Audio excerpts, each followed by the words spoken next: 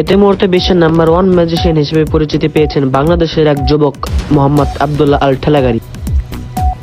তিনি পরশুদিন মঙ্গলবারে পাবনা স্টেশনে সকাল 10টার সময় একটি ম্যাজিক দেখান এবং সেই ম্যাজিকের মাধ্যমে তিনি পুরো বিশ্বের ভিতরে পরিচিতি পান একজন সেরা ম্যাজিশিয়ান হিসেবে। আর তার ম্যাজিকটি ছিল একদম অবাক করার মতো একটি ম্যাজিক। আসসালামু আলাইকুম স্যার। ওয়ালাইকুম আসসালাম। আপনি ভালো আছেন? হ্যাঁ, তো আপনার নামটা জানতে পারি স্যার? আমার নাম হচ্ছে আব্দুল্লাহ আল ঠেলাগাড়ি। স্যার আপনি যে একটা ম্যাজিকের মাধ্যমে আপনাকে যে পুরো বিশ্ব টেনে গেল, এটার জন্য আপনার স্যার ফিলিংস কিরম? আমার খুব হ্যাপি লাগতেছে, এটা আমি কল্পনাও করতে পারিনি যে আমার সাথে এরকমটা হবে। ধন্যবাদ স্যার।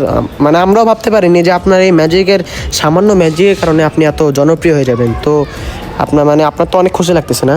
হ্যাঁ, ও আচ্ছা, তাহলে স্যার থাকেন।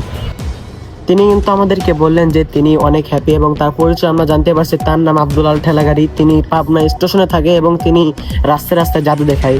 তিনি বললেন যে তিনি নাকি অনেক হ্যাপি ম্যাজিকটার কারণে, সে নিজেও ভাবতে পারেনি যে তার সাথে এমনটা হবে।